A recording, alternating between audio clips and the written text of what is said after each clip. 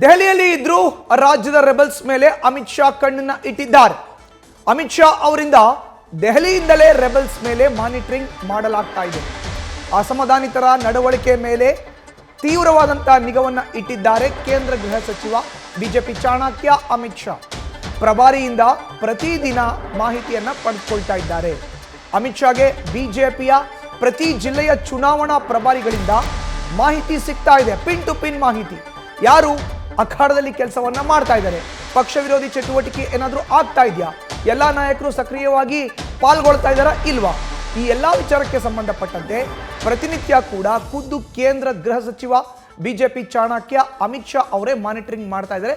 ದೆಹಲಿಯಲ್ಲಿ ಕೂತ್ಕೊಂಡು ರಾಜ್ಯದ ರೆಬಲ್ಸ್ ಮೇಲೆ ಕಂಪ್ಲೀಟ್ ಮಾನಿಟರಿಂಗ್ ನ ಖುದ್ದು ಅಮಿತ್ ಶಾ ಅವರೇ ಮಾಡ್ತಾ ಇದ್ದಾರೆ. ಪ್ರತಿ ಜಿಲ್ಲೆಯ ಬಗ್ಗೆ ಕೂಡ ಮಾಹಿತಿಯನ್ನ ಪಡೆದುಕೊಳ್ತಾ ಇದ್ದಾರೆ. ಹೆಚ್ಚಿನ ಮಾಹಿತಿಯನ್ನು ನೀಡ್ತಾರೆ ನಮ್ಮ ಪ್ರತಿನಿಧಿ ಗಣಪತಿ. ನೇರ ಸಂಪರ್ಕಕ್ಕೆ ಜಾಯಿನ್ ಆಗಿದ್ದಾರೆ.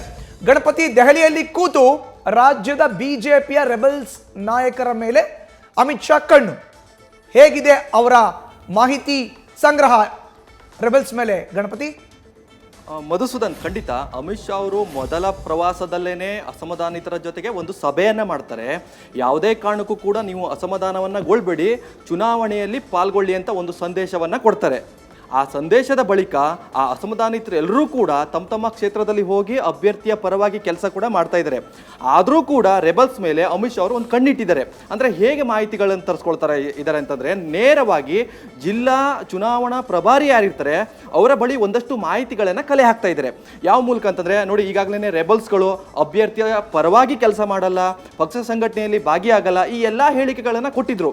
ಹೀಗಿದ್ರೂ ಕೂಡ ಈಗ ಅವರ ನಡವಳಿಕೆ ಹೇಗಿದೆ, ಚಲನವಲನ ಹೇಗಿದೆ, ಅಭ್ಯರ್ಥಿಗಳ ಪರವಾಗಿ ಕೆಲಸ ಮಾಡ್ತಾ ಇದ್ದಾರಾ, ಪಕ್ಷ ಸಂಘಟನೆಯಲ್ಲಿ ಭಾಗಿಯಾಗಿದ್ದಾರಾ, ಸಭೆ ಇರ್ಬೋದು, ಕ್ಯಾಂಪೇನ್ ಇರ್ಬೋದು, ಇದು ಎಲ್ಲದರಲ್ಲೂ ಕೂಡ ಈ ರೆಬಲ್ಸ್ ನಾಯಕರು ಭಾಗಿಯಾಗಿದ್ದಾರಾ, ಹೀಗೆ ದೆಹಲಿಯಿಂದನೇ ಒಂದಷ್ಟು ಕಂಟ್ರೋಲ್ಗಳನ್ನು ತೆಗೆದುಕೊಳ್ಳುವಂಥ ಪರಿಸ್ಥಿತಿಯಲ್ಲಿ ಈಗಾಗಲೇ ಅಮಿತ್ ಶಾ ಅವರು ಇರುವಂಥದ್ದು. ಜೊತೆಗೆ ಈ ರೆಬಲ್ಸ್ಗಳೇನಾದರೂ ಕೂಡ ಪಕ್ಷ ವಿರೋಧಿ ಚಟುವಟಿಕೆ ಮಾಡಿದ್ದೇ ಆದಲ್ಲಿ ಒಂದಷ್ಟು ಸೂಚನೆ ಕೂಡ ದೆಹಲಿಯಿಂದಲೇ ಬರುತ್ತೆ. ಅದಾದ ಬಳಿಕ ರಾಜ್ಯ ನಾಯಕರು ಅವರಿಗೆ ಒಂದಷ್ಟು ಸೂಚನೆಯನ್ನು ಕೊಡ್ತಾರೆ. ಹೀಗಾಗಿ ಒಂದಷ್ಟು ರೆಬಲ್ಸ್ ನಾಯಕರ ಮೇಲೆ ಸಂಪೂರ್ಣವಾದ ಒಂದು ಕಂಟ್ರೋಲನ್ನು ಈಗಾಗಲೇ ಅಮಿತ್ ಶಾ ಅವರು ಇಟ್ಟಿರುವಂಥದ್ದು. ಚುನಾವಣೆಯ ಕ್ಯಾಂಪೇನ್ ಇರ್ಬೋದು, ಸಭೆ ಸಮಾರಂಭ ಇರ್ಬೋದು, ಇದೆಲ್ಲದರಲ್ಲೂ ಕೂಡ ರೆಬಲ್ಸ್ ಅವರ ನಡವಳಿಕೆ ಈಗ ಹೇಗಿದೆ ಅನ್ನೋದು ಕೂಡ ಪ್ರತಿದಿನದ ಮಾಹಿತಿಗಳನ್ನು pin to pin Amit Shah ಅವರು ಪಡೆದುಕೊಳ್ತಾ ಇರುವಂಥದ್ದು. ಮಧುಸೂದನ್, ಧನ್ಯವಾದ ಗಣಪತಿ ನಿಮ್ಮ ಮಾಹಿತಿಗೆ. ನ್ಯೂಸ್ ಫಸ್ಟ್, ನಿರ್ಭೀತಿಯಿಂದ ನಿಮ್ಮ ಪರವಾಗಿ.